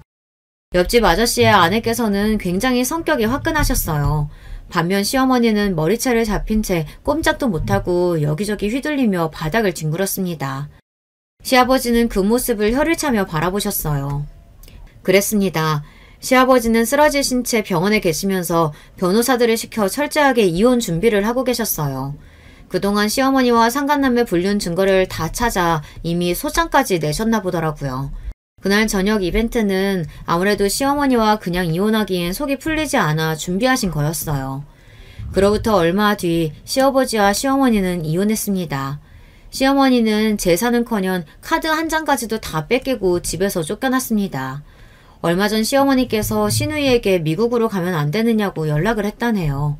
시누이는 당연히 싫다고 거절했고 제가 알기로는 어디 식당에서 먹고 자며 일을 한다는 것 같더라고요. 시어머니가 한 채씩 입고 기가 막히지만 집도 절도 없이 사는 게 좀 안타까워요. 저는 남편에게 월세라도 얻어드려야 하는 거 아니냐고 했지만 남편은 그럴 생각 없다고 했어요. 다 어머니의 업보이니 그냥 두라고요. 시어머니는 비빌 언덕이라고는 없으니 가끔 저에게 연락이 와요. 너무 힘들다고요. 그럴 때마다 안쓰러워서 제가 조금씩 돈이라도 좀 보내드렸어요. 사실 저는 고민이에요. 사람이 한 짓은 밉지만 그래도 저희 애들 할머니인데 식당 옆에 단칸방에서 사신다는 말을 들으니 제가 월세 보증금이라도 보내드려야 하는 거 아닌가 마음이 쓰입니다. 여러분 생각은 어떠세요? 시어머니와 시아버지가 헤어지긴 하셨지만 정말 저렇게 두는 게 맞을까요? 여러분은 어떻게 생각하시는지 댓글로 남겨주시면 하나하나 읽어보고 참고하도록 하겠습니다. 제 이야기 끝까지 들어주셔서 감사해요. 여러분의 가정에는 항상 화목한 일만 있으시길 바라겠습니다. 안녕하세요. 저는 경기도에 사는 30대 후반 여자입니다. 요즘 날씨가 매우 더워졌어요. 확실히 봄이 지나고 여름이 오는 게 느껴집니다. 저는 어렸을 때부터 여름을 별로 좋아하는 편이 아니었어요. 지금은 그래도 괜찮은데 어릴 때는 여름이 오면 괜히 짜증이 나곤 했습니다. 이유 없이 그런 것은 아니었고 다 이유는 있었어요. 왜냐하면 아빠 때문이었거든요. 우리 아빠는 흔히 말하는 깡패였습니다. 여러분, 깡패라는 단어를 들으시면 무엇이 생각나세요? 혹시 문신이 생각나지 않으세요? 용이나 잉어가 등짝에 있는 모습과 팔이 문신으로 현란하게 덮인 모습이 상상되시죠? 우리 아빠가 바로 그런 전형적인 깡패 모습이었어요. 놀라운 것은 아빠는 엄마와 결혼하기 전에는 깡패가 아니었다고 합니다. 그냥 평범하게 동네 시장에서 정육점을 운영하던 사람이었대요. 그런데 결혼하고 저를 낳고 갑자기 도박을 시작하게 되었다고 합니다. 도박하며 돈이 부족하니까 정육점을 담보로 대출을 받았대요. 그 과정에서 은행에서 대출이 나오지 않자 사채를 쓰게 되었고 갚지 못해서 또 사채를 쓰고 반복하다 아예 본인이 깡패가 되었다고 합니다. 이 모든 게 제가 학교에 들어가기 전에 이루어진 일이에요. 아빠가 이렇게 추락하는 과정을 다 지켜본 친할아버지는 충격에 쓰러지셔서 병원에 꽤 오래 누워 계셨죠. 아무튼 제가 여름을 싫어하는 이유는 바로 아빠의 겉모습 때문이었습니다. 차라리 몸집이라도 작던가 아빠는 풍채까지 컸어요. 남들보다 머리 하나는 더 큰 모습과 깍두기 머리를 보면 문신이 아니더라도 충분히 적어도 운동하는 사람이라고 유추하는 것이 가능했죠. 야, 너희 아빠 깡패야? 우리 엄마가 너희 아빠 깡패라고 너랑 놀지 말래. 나 그럼 너희 집에 못 가? 응. 야, 우리 주연이 빼고 우리 집에 가자. 엄마가 떡볶이 만들어준다고 했어. 다들 우리 집에 가자. 아빠 덕분에 저는 학창시절에 친구가 한 명도 없었어요. 어렸을 때는 엄마들이 저랑 놀지 말라고 해서 없었다면 고등학교 때는 아빠가 학교 앞으로 직접 찾아와서 친구가 한 명도 없었습니다. 제가 중학교 때 사춘기를 겪으며 따돌림을 심하게 당했거든요. 그때 괴롭힘이 심했는데 집에는 말하지 않았어요. 안 그래도 아빠 때문에 종일 공장에서 고생하는 엄마한테 근심을 얹어주기가 싫었거든요. 그런데 고등학교에 올라가고 그 괴롭힘이 점점 심해졌습니다. 급기야 저에게 손을 대기까지 했어요. 저는 그래도 한 번도 대응하지 않았습니다. 제가 만약 거기에 맞서 싸우면 역시 그 나물의 그 밥이라는 소리를 들을 게 뻔했거든요. 그런데 어느 날은 저를 괴롭히던 무리가 책을 제 얼굴에 던져서 그대로 상처가 났어요. 그리고 하필이면 그날 아빠가 집에서 저랑 같이 밥을 먹었습니다. 원래 집에도 잘 들어오지 않던 양반이 하필 그날 제 얼굴을 봤던 거죠. 야, 딸, 얼굴에 그게 뭐냐? 너 어디서 맞고 다니냐? 됐어. 아빠는 밥이나 먹어. 아빠야말로 밖에서 싸움 그만하고 다녀. 야, 내가 왜 밖에서 그렇게 싸돌아다니는데? 야, 너 얼굴 누가 그렇게 했어? 앞장서, 아우. 일 크게 만들지 마. 엄마한텐 비밀로 해. 그리고 아빠한테 알려줄 생각 없으니까 가만히 앉아서 밥이나 먹어. 다른 건 몰라도 내가 미선이랑 너 괴롭히는 것들은 다 죽여버릴 거야, 어? 알았으니까 밥이나 먹으라고. 그리고 엄마 괴롭히는 건 아빠야. 밖에서 싸울 시간에 돈이나 벌어오라고. 엄마가 왜 종일 공장에서 일하는데. 그래, 미안하다. 여기서 주목할 점은 아빠는 저와 엄마에게는 무척 약했다는 사실이에요. 그리고 놀랍지만 무려 엄마는 아빠의 첫사랑입니다. 외할아버지는 그래서 아빠를 아예 외가에 발도들이지 못하게 하셨어요. 저 망할 놈이 우리 미선이 절대 고생 안 시킨 데서 결혼 허락했더니 깡패가 되어서 용이랑 잉어를 몸에 도배할 줄은 몰랐지. 내가 진짜 주연이만 아니었어도 이혼시켰어. 아니야, 지금이라도 이혼해. 아이고, 미선아. 아빠, 그래도 저 인간이 나랑 주연이한텐 손 안 올려요. 저러다 정신 차리면 또 잘 살 거야. 너무 걱정하지 마요. 그래도 덕분에 나랑 주연이 어디 가서 당하고 살진 않잖아. 아이고, 내 새끼 속도 좋다. 나는 사위만 생각하면 자다가도 화병이 나서 잠이 깨. 엄마는 외할머니 없이 외할아버지 손에 자랐거든요. 그래서 외할아버지는 엄마를 정말 끔찍하게 아끼셨어요. 그렇게 아낀 딸을 결혼시켰더니 사위가 깡패가 되었죠. 얼마나 당신에게 큰 충격이었겠어요. 외할아버지는 그런 엄마가 안타깝다고 돈이 생기면 우리 집에 가져다 주셨어요. 덕분에 아주 찢어지게 가난하게 살진 않아도 되었죠. 아무튼 저렇게 아빠와 저녁을 먹고 다음 날이었어요. 그날도 저를 괴롭히던 무리는 여전했어요. 야, 이지연! 너희 아빠 깡패라며! 그럼 나랑도 싸울래? 너 나랑 1대1로 싸울래? 저는 하도 어릴 때부터 저런 괴롭힘을 당해서 담담했어요. 그래서 최대한 무시하고 교문 밖을 나섰는데 제 눈앞에 아빠가 서 있었어요. 그리고 아빠는 제가 학교를 나서며 교문을 걸어오는 과정을 다 지켜보고 있었죠. 저를 괴롭히던 아이가 일부러 저를 건드는 것을 이미 목격한 뒤였어요. 야, 너 뭐야? 너 뭔데 내 딸 괴롭혀? 그래, 나 깡패다. 너 나랑 싸울래? 조그만 게 어디서 까불어? 야, 너 이름 뭐야? 아빠, 뭐야? 언제 와서 기다리고 있었어? 주연아, 비켜봐. 야, 너 이리 안 와? 너 거기 안 서? 아빠는 쌍욕을 하며 저를 괴롭히던 가해자한테 다가갔어요. 아무리 딸이 괴롭힘을 당했어도 상대는 학생이잖아요. 물론 주먹으로 싸우진 않았고 가해자도 아빠를 보자 그 기에 눌렸는지 꼬리를 금방 내렸어요. 하지만 이 사건으로 인해 저는 학교에서 완전히 혼자가 되었습니다. 야, 딸. 앞으로 너 괴롭히는 것들 있으면 말해, 알았어? 아빠가 가서 반 죽여줄게. 어디서 감히 우리 딸을 괴롭혀? 아빠가 날 제일 괴롭히잖아. 제발 가만히 있어. 웬만하면 그 깡패 조직에서 나오라고. 도대체 언제까지 그렇게 살래? 야, 섭섭하게 왜 그러냐? 내가 이렇게 살고 싶어서 사냐? 다 너랑 엄마를 위해서 그런 건데 속상하게. 아빠! 내가 몇 번을 말하니? 나랑 엄마를 위한 거는 아빠가 조직생활 정리하고 사는 거라고. 제발 손 달고 나와. 그냥 손가락 하나 잘리고 나오라고. 아빠한테 손가락 잘리고 나오라는 말이 쉽냐? 진짜 섭섭하다. 내가 너 구해준 거잖아. 아빠와 저는 틈만 나면 싸우기 바빴어요. 저는 아빠가 공장이라도 들어가서 일하길 바랐습니다. 엄마가 고생하는 게 너무 가슴이 아팠거든요. 그렇게 고등학생 때까지 저는 친구가 한 명도 없었습니다. 어차피 혼자 있는 게 익숙해서 괜찮았어요. 그러다 제가 고등학교 3학년이 된 해에 우리 가족에게 첫 번째 불행이 생겼습니다. 바로 외할아버지가 간암에 걸려 돌아가셨어요. 병원에서 발견했을 때는 이미 너무 늦어서 쓰러지고 거의 바로 하늘로 가셨습니다. 아빠, 어떡해, 아빠. 이렇게 가면 어떡해. 아빠. 엄마는 외할아버지의 죽음 때문에 정말 많이 슬퍼하셨어요. 외할아버지가 저도 무척 예뻐하셔서 저도 상당히 힘든 시간을 보냈습니다. 외할아버지의 죽음은 우리 가족에게 상당히 큰 불행을 가져왔어요. 가장 먼저 경제적으로 더 힘들어졌습니다. 외할아버지가 그래도 엄마를 생각해서 다달이 돈을 보내주셨거든요.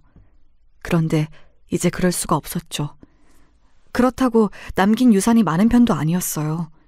그리고 무엇보다 엄마가 너무 슬퍼하셨어요. 유일한 버팀목이던 외할아버지가 하늘로 가셨으니 더 버티기 힘들다고 판단하셨나 봐요. 엄마는 공장에도 한동안 나가지 못하셨어요. 그러니 자연스럽게 우리 집은 수입이 하나도 없게 되었습니다. 그때는 제가 아직 학생이라서 나가서 돈을 벌지도 못했어요. 아니, 내가 봐주는 것도 한두 번이지 이건 심하잖아요. 어? 돈을 몇 개월을 밀렸냐고. 이래도 되는 거야? 내가 땅 파서 세 주느냐고. 아, 드린다고. 아저씨, 내가 안 주겠다는 거 아니잖아. 준다고. 조금만 기다려달라는데 왜 그래? 이 사람이 어디서 큰 소리야? 여보, 경찰 불러. 월세를 몇 달을 밀린 집이 지금 어디서 큰 소리냐고. 내가 당신네 집안 깡패집인 줄 알았으면 애초에 안 받았지. 아, 내가 깡패짓해서 당신네 집한테 피해준 거 있어?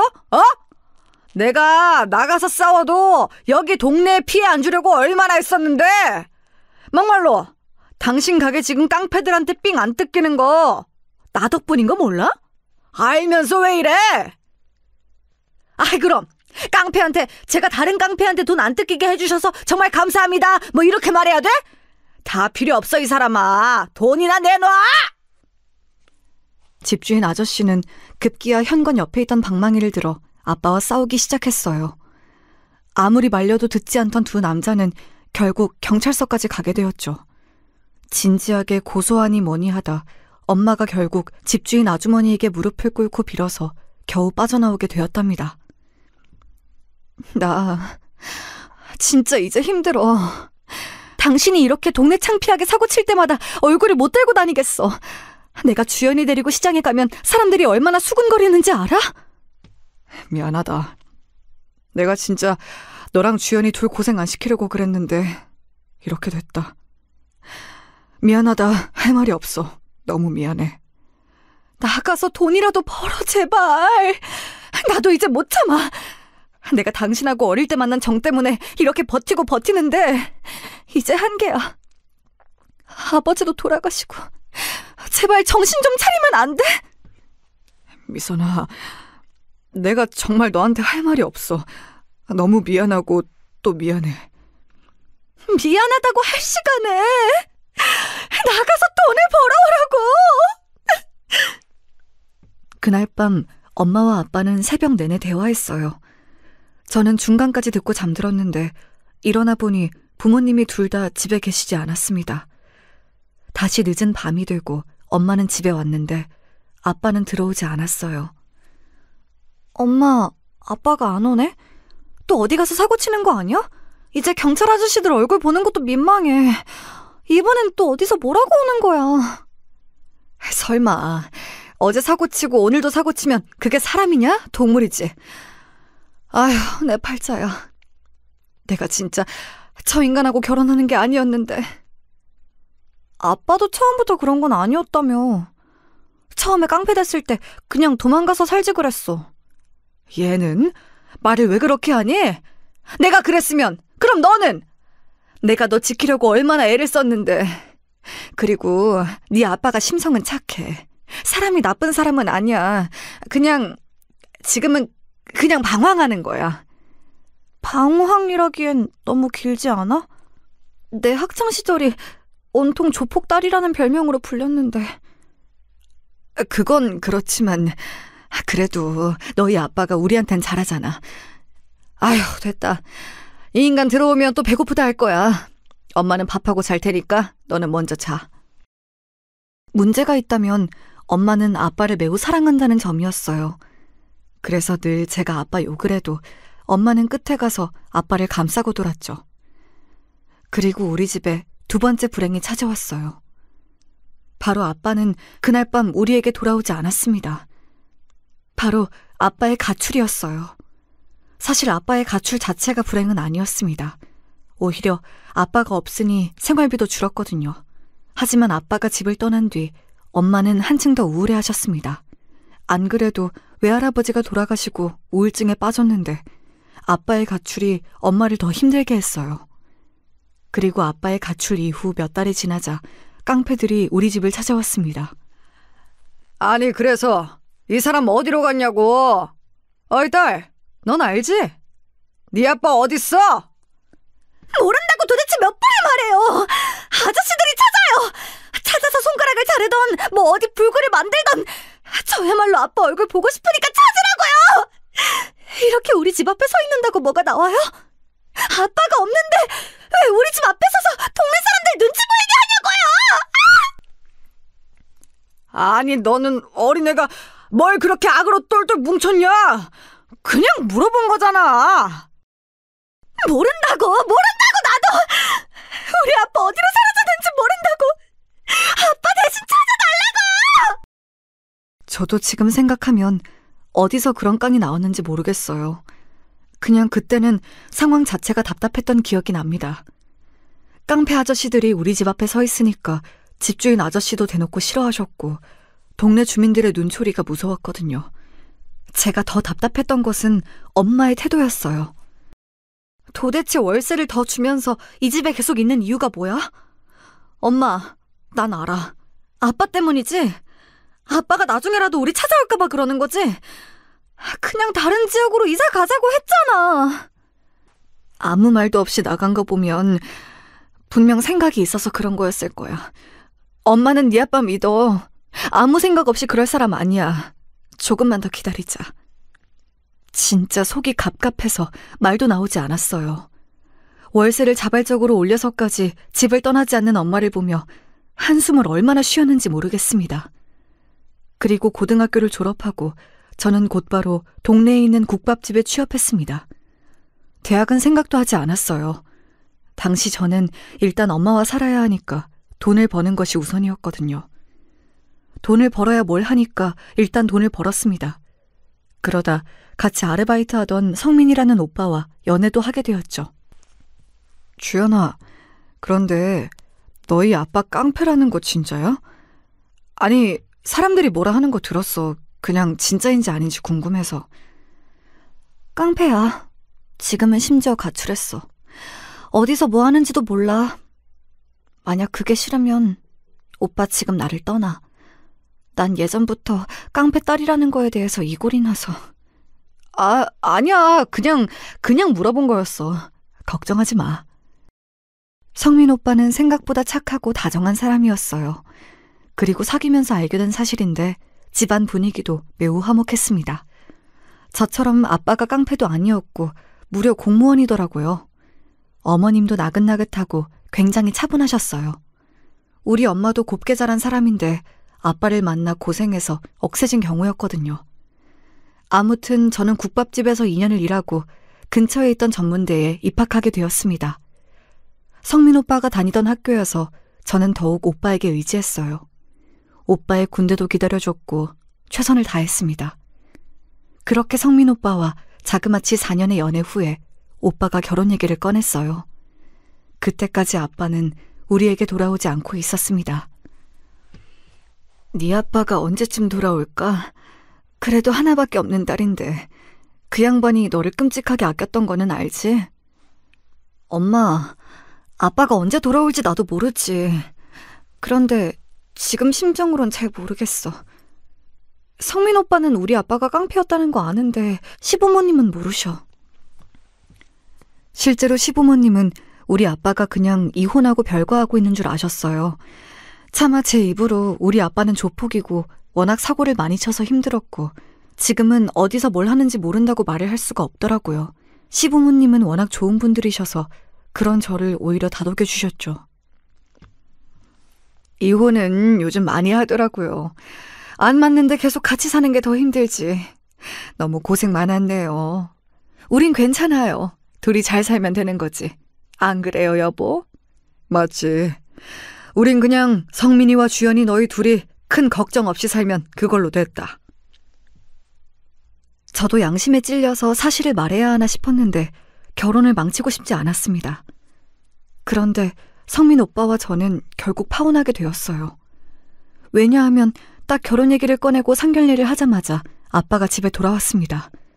일정이 끝나고 집에 들어갔더니 엄마가 잔뜩 상기된 얼굴을 하고 현관으로 달려왔어요.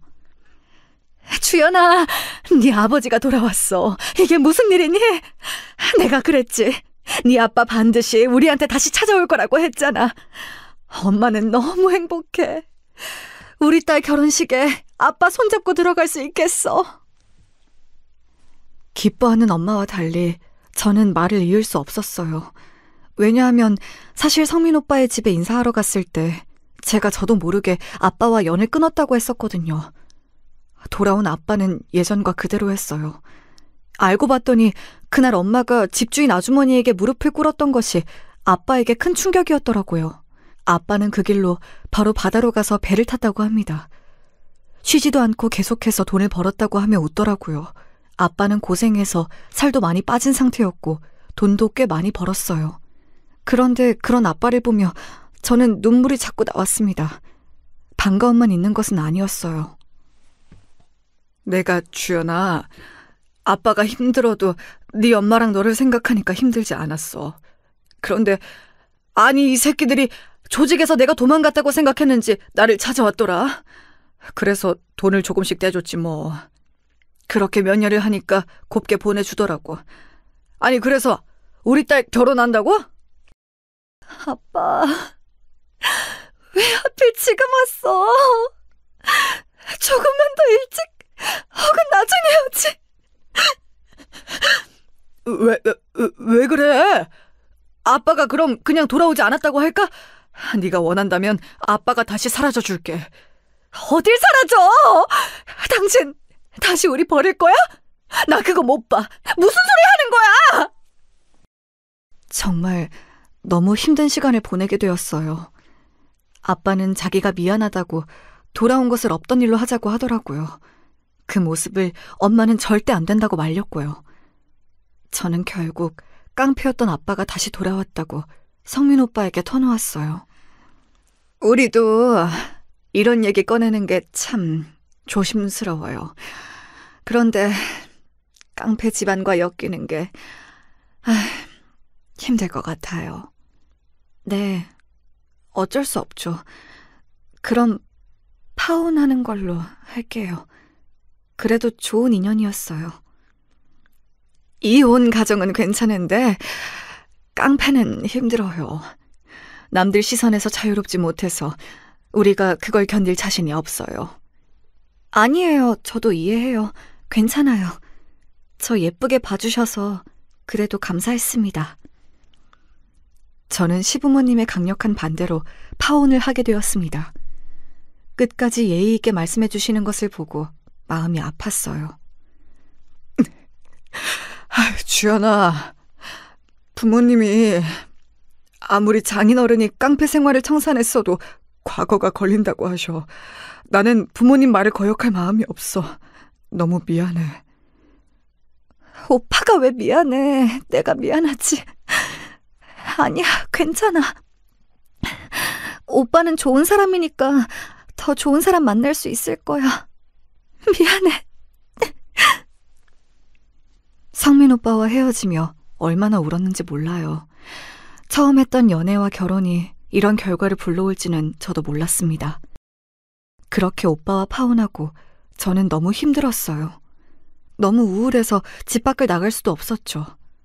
엄마는 그런 저를 보고 상당히 안타까워하셨어요. 주연아, 이사 가자. 네 아빠도 왔으니까 이제 이사 가서 새 인생을 살자. 우리 여기서 오래 버텼어. 너 자꾸 여기 이러고 살면 더 생각나. 아예 우리 모르는 곳으로 가자. 네 아빠도 정신 차렸으니까. 아예 지역을 뜨자고? 그렇게 내가 이사 가자고 할 때는 들은 척도 안 하더니 엄마도 참 웃겨. 그때는 네 아빠가 다시 돌아와야 했으니까. 아무튼 여기서 이러고 있으면 우리만 더 힘들어. 우리 새 인생 살자. 네 아빠도 이제 조직에서 나왔잖아. 우리 가족은 그렇게 20년을 넘게 살던 집을 떠나게 되었습니다. 하나도 아쉽지 않았어요. 오히려 홀가분하다고 느껴질 정도였죠. 그렇게 다른 지역으로 이사가서 새 삶을 시작했습니다. 생판 모르는 지역이어도 나름 큰 도시였어요. 엄마는 정착하자마자 바로 수선집을 열었습니다. 공장에 다니며 몸을 하도 많이 써서 공장을 더 다니는 것은 무리였어요. 아빠는 그런 엄마를 돕기도 하고 막노동을 하며 돈을 벌었습니다. 예전처럼 집에만 있고 그러진 않았어요. 그런데 문제는 아빠의 외형이었어요. 아빠가 대머리에 문신이 워낙 많으니까 길에서 사람들의 시선이 곱지 않았거든요. 또 엄마가 일하는 건물은 기존 상인들이 텃세가 조금 심한 편이었어요. 결국 이런 것이 다 합쳐져서 아빠는 또 사고를 치게 되었습니다. 우리는 원래 이런 식으로 해요. 타지에서 와서 모르나 본데. 아무튼 여기 장사하는 사람끼리 그러면 안 되는 거야. 그리고 그쪽 남편은 어디서 무슨 일을 하다 온 건지 모르겠는데 위화감 조성하지 마세요. 위화감이란요? 우리 남편이 도대체 뭘 했는데요? 그냥 조용히 별로 말도 안 하는 사람을 왜 뭐라고 하세요? 아무 말 안 하면 단가? 그냥 존재 자체가 위협인데. 아니, 솔직히 나 분식집 하는데 그쪽 남편 무서워서 애들이 우리 집 안 오는 것 같아. 무슨 말도 안 되는 소리를 하세요. 그냥 아줌마 음식이 별로여서 그렇죠. 뭐? 말 다 했어? 당신 남편 인상 험악한 거 진짜 몰라서 그래? 다들 그만하세요. 엄마 진정해. 아주머니 제발요. 사람들이 다 쳐다봐요. 상인 회비부터 시작해서 사소한 청소 문제까지 엄마는 상당히 곤란해하셨어요. 그러다 엄마는 옆 가게인 분식집 아주머니와 한바탕 싸우기까지 했습니다. 당신만 남편 있어? 나도 남편 있어. 깡패랑 결혼한 게 자랑이야? 누가 자랑이라고 했냐고. 왜 가만히 있는데 건드냐 이거야. 당신 지금 나 때렸어? 이 사람이? 급기야 둘은 건물 안에서 바닥을 구르며 싸우기 시작했어요. 사람들과 제가 아무리 말려도 둘이 어찌나 힘이 세던지 말려지지 않았습니다. 그러다 엄마가 발을 헛디뎌 크게 넘어졌어요. 그런데 하필 앞으로 넘어져서 이빨이 깨지게 되었죠. 그리고 그 광경을 기가 막힌 순간에 아빠가 보게 되었습니다. 여보, 미선아! 이게 무슨 일이야? 당신 뭐야? 이 아줌마야!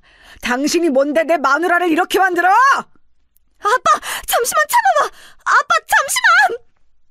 아빠는 제가 말릴 새도 없이 분식집으로 들어가 가게를 난장판 내기 시작했어요. 소리를 지르고 의자를 던지며 위협적인 행동을 했습니다. 결국 경찰까지 오고 서로 쌍방 고소니 뭐니 또 고소 얘기가 나왔죠. 결론만 말하자면 쌍방이라 없던 일로 하긴 했습니다. 하지만 덕분에 우리 가족은 또 눈의 가시가 되었어요. 물론 우리 엄마가 잘못한 건 아니지만 저는 사태의 심각성을 느끼게 되었습니다. 왜냐하면 상인들의 말이 아예 틀리진 않더라고요. 저도 아빠의 외형 때문에 학창시절을 외롭게 보냈잖아요. 또 사랑하는 사람과 결혼 직전에 파혼까지 하고 일부러 이렇게 다른 지역으로 이사 왔는데 다시 원점으로 돌아간 느낌이 들었습니다. 그래서 아빠를 앉혀놓고 진지하게 말했어요. 아빠, 계속 이렇게 살면 우리 평생 힘들어. 아빠가 조직에서 나온 거 우린 알아도 다른 사람들은 몰라. 그니까 그 대머리 좀 어떻게 해봐. 그리고 문신도 내가 알아보니까 지우는 방법 있더라. 아니면 좀 가리고 다녀. 인상도 피고. 억지로 웃으려고 노력해. 사람답게 살자. 알겠어. 나도 나 때문에 미선이랑 주연이 네가 피해보는 거 더 못 보겠다. 내가 노력할게. 사람들 볼 때 인상 쓰고 보지 말고 차라리 좀 웃어. 활짝 웃으란 말이야. 웃는 얼굴에 침 못 뱉는다는 말 알지? 알겠어. 그런데 웃는 게 왜 이렇게 어색하지? 노력하는데 잘 안 된다. 몇 년을 인상을 쓰고 다녔으니까 그렇지. 매일 연습해. 그래야 나랑 엄마가 편안하게 살 수 있어. 아빠가 노력하면 돼. 그 이후로 아빠는 정말 노력하기 시작했어요. 머리도 열심히 기르고 문신 제거 시술도 받고 다녔습니다. 사실 제거 시술을 받아도 그렇게 깨끗하게 지워지지 않아요. 그래서 아빠는 한여름에도 긴팔을 입고 다녔답니다. 또 워낙 인상을 오래 쓰던 사람이라 인상 자체를 바꾸려고 제가 많이 도와주었어요. 일부러 웃으라고 계속 강요해서 적어도 예전처럼 얼굴만 봐도 깡패라고 인식하는 사람들은 점점 줄어들었죠. 덕분에 상인들과 싸우고 우리는 또 다른 지역으로 이사 갔는데 거기서는 그래서 별로 문제가 없었어요. 엄마와 아빠는 새로 터잡은 곳에서 수선집 경력을 살려 세탁소를 운영하셨어요. 저는 대학 전공이 요리라서 그 경력으로 그 지역에 있던 유일한 호텔에 취업했습니다. 셋 다 일하니 경제적으로 여유가 생겼어요. 우리가 언제 이렇게 형편이 괜찮아져서 소고기도 다 먹냐. 나 너무 감동이야. 그동안 고생 많았어. 그러게. 그래도 소고기는 부드러워서 씹는 게 쉬워서 좋다. 주연아, 엄마 잘 먹을게. 너무 고마워. 우리 딸 덕분에 호강한다. 아니야. 엄마 이가 안 좋아서 일부러 소고기집으로 잡았어. 엄마, 치과는 꾸준히 다니고 있는 거지? 엄마는 그때 옆집 분식집 아주머니와 싸운 이후에 치아를 다 새로 바꾸셨어요. 이가 많이 깨져 새로운 치아를 심었는데 예전처럼 고기를 잘 씹지 못하셨습니다. 무리하게 단단한 음식을 깨물다 이가 다시 나가기도 하셨거든요. 그 이후로 엄마는 부드러운 음식을 선호하셨어요. 그 모습을 볼 때마다 가슴이 아팠습니다. 그래서 더욱 아빠에게 행동을 똑바로 하라고 뭐라 하고는 했죠. 아빠도 엄마의 모습을 보고 더 깡패처럼 보이지 않으려고 애썼어요. 덕분에 우리 세탁소는 친절함으로 유명해졌습니다. 그리고 저는 호텔에서 일하며 새로 연애를 시작했습니다. 사실 성민 오빠와의 파혼 이후에 저는 연애를 일부러 하지 않고 있었어요. 왜냐하면 한번 제 잘못이 아닌 아빠의 문제로 파혼하게 되니까 또 그렇게 되면 너무 힘들 것 같았습니다. 그런데 아빠가 노력해서 많이 바뀌었잖아요. 그렇기도 하고 저도 이사만 2번을 하며 외로움이 늘어났어요. 물론 부모님과 같이 살아서 혼자는 아니었어도 제가 친구도 없어서 또래가 주변에 없었습니다. 주연 씨, 이거 제가 할 테니까 가서 쉬운 일 해요. 무거운 건 제가 들게요. 이런 거 여자가 들면 바로 다쳐요. 걱정하지 마세요. 아, 감사합니다. 그럼 전 야채 손질하고 있을게요. 혹시라도 도움 필요하시면 언제든지 말씀하세요. 도움은 괜찮고 혹시 주연 씨 오늘 퇴근하고 일정 있으세요? 저랑 저녁 같이 드시지 않으실래요? 호텔 주변에 괜찮은 레스토랑이 있거든요. 거기 파스타가 매우 맛있어요. 아, 그래요? 네, 저는 좋아요. 제가 양식을 또 좋아해서. 감사합니다. 그럼 끝나고 봬요. 같이 일하던 직원이었는데 저보다 선배였던 재혁 씨는 매우 친절했어요. 원래도 다정하고 천성이 착한 사람이었는데 저한테는 유독 더 친절했습니다. 그런 모습을 보고 동료들이 저에게 재혁 씨가 저를 좋아한다고 말해주었어요. 주연 씨, 재혁 씨가 주연 씨한테 관심 있는 것 같던데? 잘해봐. 재혁 씨 집 되게 잘 산다고 말 많아. 만약 주연 씨가 재혁 씨랑 결혼하면 인생 피는 거야. 아, 그래요? 저는 그것까진 몰랐어요. 그리고 아직 모르죠. 사람 일이라는 게. 에이, 뭘 몰라. 딱 봐도 재혁 씨는 주연 씨한테 관심이 있던데? 동료의 말은 사실이었어요. 재혁 씨는 저에게 그 뒤로 노골적으로 관심을 더 표현했거든요. 심지어 우리 부모님이 세탁소를 운영한다는 것을 듣고 세탁소에 와서 일손을 돕기도 했습니다. 제가 아빠는 몰라도 엄마한테는 애틋한 마음만 있거든요. 아빠를 사랑하지 않는 것은 아니에요. 분명히 사랑하는데 애증이라고 하는 게 맞죠. 하지만 엄마는 그냥 생각만 해도 눈물이 나고 안쓰러운 마음이 커요. 그런 엄마가 재혁 씨가 일손을 도우니 너무 좋아하셨어요.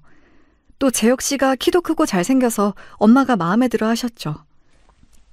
아이고, 주연이 남자친구라고요? 이렇게 잘생긴 청년이 우리 딸이랑 만난다니까 기분이 좋아요. 아니에요. 주연 씨 같은 사람을 만난다니 제가 더 영광이죠. 예쁘고 친절하잖아요. 어머님, 그거 제가 할 테니까 앉아 계세요. 그런 모습을 보고 저도 마음이 열려서 재혁 씨와 진지하게 만남을 이어가게 되었습니다. 그렇게 재혁 씨와도 연애를 2년 정도 하니 저에게 결혼하자는 말을 꺼내더라고요. 그래서 재혁 씨네 집에 인사도 가게 되었죠. 안녕하세요. 처음 뵙겠습니다. 이주연이라고 합니다. 저는 재혁 씨와 같은 호텔에서 근무하고 있어요. 그래요. 그런데 아가씨, 내가 듣기로 전문대 나왔다고 하던데 맞아요? 우리 재혁이는 프랑스에서 유학했던 거 알죠? 엄마, 왜 그래요? 그거 나중에 저랑 따로 얘기하기로 했잖아요. 얘는? 너는 대한민국 사회에서 학벌이 얼마나 중요한지 진짜 몰라서 그래? 내가 다른 것도 아니고 프랑스 유학까지 시켰는데 갑자기 전문대 나온 여자랑 결혼한다고 하면 좋다고 허락해야 해? 언제는 사람 됨됨이가 중요하다면서요. 그걸 그리고 왜 주연 씨 앞에서 이렇게 말하시는 거예요? 아예 없는 소리는 아니지. 그리고 아가씨 부모님이 세탁소를 운영한다고 들었는데 결혼은 현실이니까 물어보자면 모은 돈이 어느 정도인가? 저도 자세히는 모르지만 노후가 아예 대비가 되어 있지 않은 것은 아니에요. 그래도 먹고 살만합니다. 그게 문제야. 먹고 살만하는 게 아니고 우리처럼 걱정이 없어야 하는 건데. 아가씨, 결혼은 집안 대 집안이야. 너무 속상하게 여기지 마요. 우리는 결혼 허락 못해요. 저는 말 그대로 첫인사 자리에서 노골적으로 반대를 당하고 왔어요. 재혁 씨가 아무리 부모님을 말려도 이미 반대하는 게 눈에 보이더라고요. 집으로 가는 동안 속상함에 눈물이 나오기 시작했습니다. 제 인생에 결혼은 없나 보다 생각했죠. 재혁 씨가 따라 나와 미안하다고 해도 귀에 들어오지 않았어요. 그런데 그렇게 끝날 줄 알았던 결혼은 재혁 씨의 노력으로 결국 상견례 날짜를 잡게 되었습니다. 왜냐하면 재혁 씨가 저와 결혼하겠다고 단식투쟁까지 했거든요. 저도 그 얘기를 듣고 얼마나 놀랐는지 모릅니다. 저는 주연 씨와 평생을 함께하고 싶어요. 이 마음은 절대 꾸밈이 없어요. 그러니 이번 주말에 부모님 모시고 한정식 집으로 오세요. 일단 우리 부모님은 제가 최대한 막아볼게요. 이런 시련을 넘기면 우린 강해질 거예요. 저는 저와 결혼하겠다고 저렇게 노력하는 모습을 보니 순간 감동을 크게 받았습니다. 그래서 부모님에게 상견례가 잡혔다고 말씀드렸죠. 부모님은 워낙 재혁 씨가 세탁소에 와서 일손을 도와 예전부터 재혁 씨랑 결혼하라고 했던 분들이라 좋아하셨습니다. 아빠는 예비 시댁에 잘 보이겠다고 백화점에 가서 정장을 새로 구매할 정도였어요. 엄마도 이번 결혼은 파혼하면 안 된다고 신경을 많이 쓰셨습니다. 그렇게 상견례 날이 다가왔고 동네에서 제일 좋은 한정식 가게에 가서 양가 부모님의 첫 만남이 시작되었죠. 시부모님의 표정은 여전히 밝지 않았어요. 하지만 재혁 씨가 미리 언지를 단단히 했는지 제가 처음 인사 갔을 때처럼 대놓고 반대하진 않았습니다. 상당히 어색한 자리였는데 그래도 말을 이어나가고 있었어요. 그런데 우리 엄마가 이가 안 좋아서 질긴 음식을 씹는 것이 어렵잖아요. 하필이면 그 한정식집이 고기가 매우 질겼어요. 그리고 반찬도 부드러운 음식이 없었습니다. 순간 속으로 음식 선정을 잘못했다는 생각이 들었죠. 만약 결혼한다면 저희는 예물을 꼭 받고 싶어요. 그리고 사계절 이불도 받아야겠어요.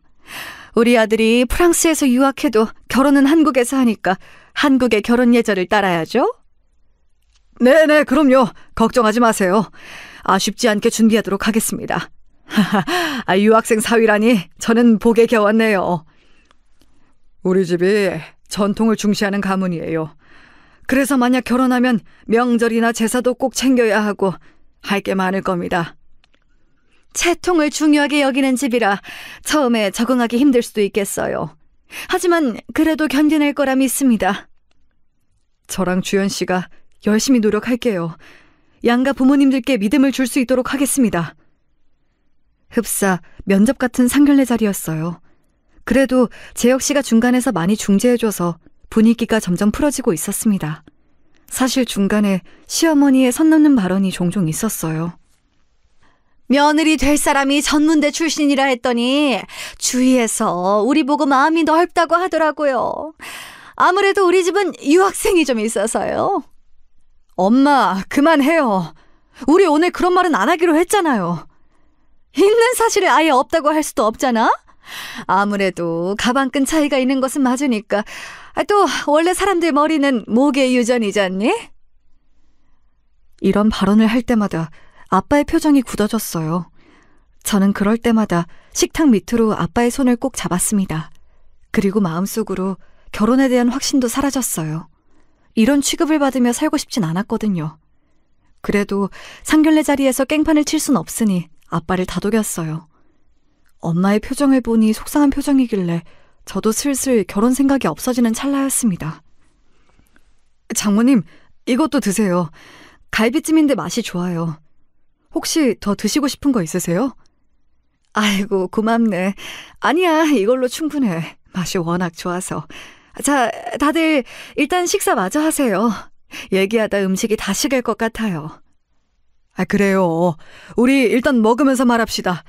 밑반찬 나온 걸 보니까 음식이 매우 정갈하고 좋아요. 장소 선정을 잘했네. 하던 얘기를 멈추고 식사를 하는데 엄마가 고기를 씹는 게 어려워 보였어요. 이에 낀 건지 쩝쩝거리기 시작하셨죠. 저는 그 모습을 보고 점원을 불러 가위를 부탁하려고 했는데 그때였습니다. 시어머니가 그런 친정엄마를 보고 대놓고 빈정거리기 시작했어요. 작게 말하긴 했지만 제 귀엔 다 들렸어요. 아휴, 진짜 이런 집에서 자라니까 천문대를 나오지. 이런 행동에서 다 보인다니까. 네? 어머님, 지금 뭐라고 하셨어요? 제가 제대로 들은 거 맞나요? 아니, 음식을 왜 저렇게 드시는 거야? 우리 집이 얼마나 대단한 집인지 알아? 교양이 얼마나 중요한데. 재혁아, 너는 꼭 이런 집하고 결혼을 해야 하니? 엄마! 도대체 왜 그러세요? 장모님, 죄송합니다. 주연 씨, 죄송해요. 보자 하니까 참으려고 노력했는데 진짜. 저기요, 아줌마! 나도 짜증나서 더 못 참겠네. 내가 당신 집안하고 결혼 안 해. 어이가 없네? 이렇게 예의 없는 행동은 그럼 교양 넘치나? 저도 결코 성격이 순한 편은 아니거든요. 어릴 때부터 아빠 때문에 거친 삼촌들을 많이 보기도 했고요. 제가 처음으로 큰 소리를 내자 시어머니는 뭐 저런 게 다 있냐는 표정으로 저를 바라보았습니다. 제 역시만 중간에서 중재하느라 힘들었죠. 엄마는 민망한지 고개를 숙이고 있었어요. 슬며시 아빠를 봤더니 초인적인 인내심을 발휘하는지 얼굴이 새빨개진 채로 있었습니다.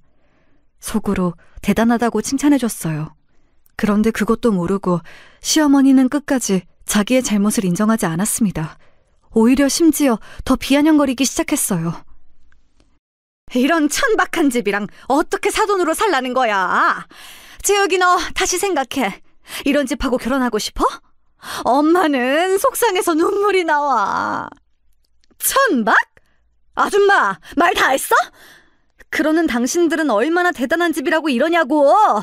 나도 이런 천박한 집하고 결혼 안 해. 누가 보면 당신네 집안 대통령 집안인 줄 알겠어? 상견례 자리에서 쩝쩝거리는 게 그럼 천박하지? 그리고 너는 시어머니 될 사람한테 그게 할 소리니? 진짜 뭔 애미나 딸이나 더럽게 교양 없네. 교양? 그놈의 교양 누가 할 소린데? 지금 나한테 교양 없다고 한 거야? 저는 저 소리를 듣고 눈이 돌아갔어요. 그런데 그 순간이었습니다.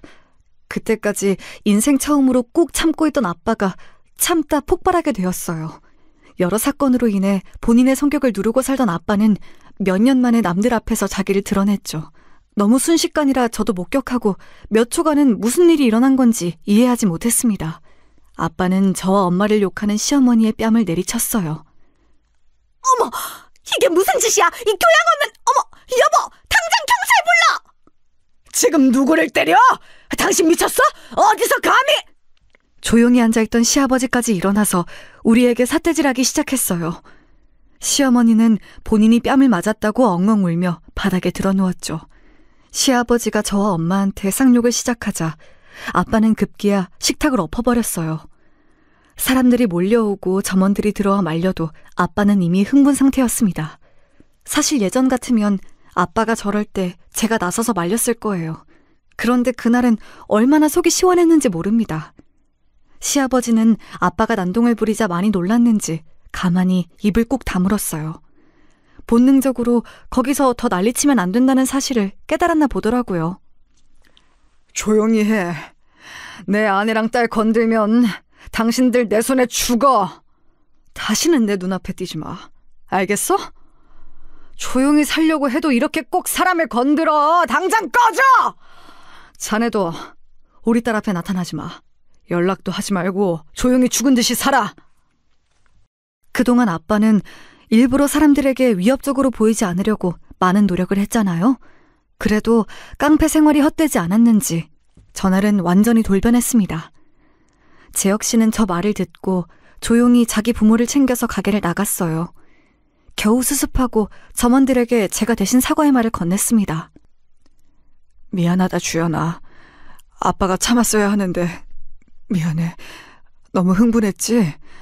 그런데 아빠는 너와 엄마를 건드리는 것을 보면 속에서 열불이 나서 참을 수가 없어. 아빠, 괜찮아. 내가 오늘은 아빠 안 말렸잖아. 그래도 됐어. 잘했어. 깡패 생활 오래돼서 위협하는 법 까먹은 줄 알았는데 아니네? 네가 괜찮다니 다행이다. 아니, 나도 조용히 살고 싶은데 도저히 도와주질 않네. 여보, 괜찮아? 많이 놀랬지? 나는 괜찮아. 그나저나 주연이가 걱정이다. 2번째 결혼도 파혼이네. 괜찮아? 우리 때문에 우리 딸이 고생하네. 저런 집에 시집가면 나만 더 힘들어. 나도 속으로 언제 도망갈까 생각 중이었어. 됐어, 아빠. 잘했어. 아빠는 깽판을 치고 제 눈치를 계속 보고 있었어요. 아무래도 예전부터 제가 아빠의 그런 모습을 보면 화를 많이 내서 그런 것 같았죠. 그래도 이번엔 진짜 아빠의 그런 위협적인 행동이 도움이 되었습니다. 이 뒤로는 어떻게 되었냐고요? 재혁 씨는 말 그대로 사라졌어요. 저는 내심 속으로 저 사람들이 경찰서에 가서 신고할까봐 무서웠거든요. 아빠가 경찰서에 한두 번 간 것도 아니었고요. 그런데 다행히 재혁 씨와 재혁 씨 부모는 아예 자기들이 우리 지역을 떠서 다른 곳으로 이사 갔습니다. 본능적으로 생명의 위협을 느꼈나 봐요. 우리 아빠지만 저도 아빠의 깽판 치는 모습을 보면 혀를 찰 정도거든요. 그리고 저는 그 이후로 결혼 생각이 완전히 사라졌습니다. 좋은 인연이 있다면 나중에는 모르겠는데 일단 지금은 누구를 만나 새로운 관계를 맺는 것 자체가 버겁더라고요. 그런데 결혼 생각이 사라지고 부모님과 평생 살겠다고 하니 오히려 마음이 매우 가볍습니다. 부모님이 2분의 사이는 매우 좋다고 했잖아요. 그래서 그냥 늙어가는 부모님을 모시고 저 혼자 살 생각도 하고 있어요. 먼 미래는 몰라도 당분간은 결혼 생각이 전혀 없습니다. 그래도 저는 이런 제 인생이 행복하고 좋아요. 제가 준비한 사연은 여기까지입니다. 재밌게 들어주셨는지 모르겠어요. 저는 사연을 제보하며 우리 가족이 참 다사다난했다고 느낍니다. 앞으로 어떤 일이 또 발생할지 모르겠지만 그때마다 잘 대처하며 살도록 할게요. 들어주셔서 감사합니다. 다들 행복한 하루 보내세요.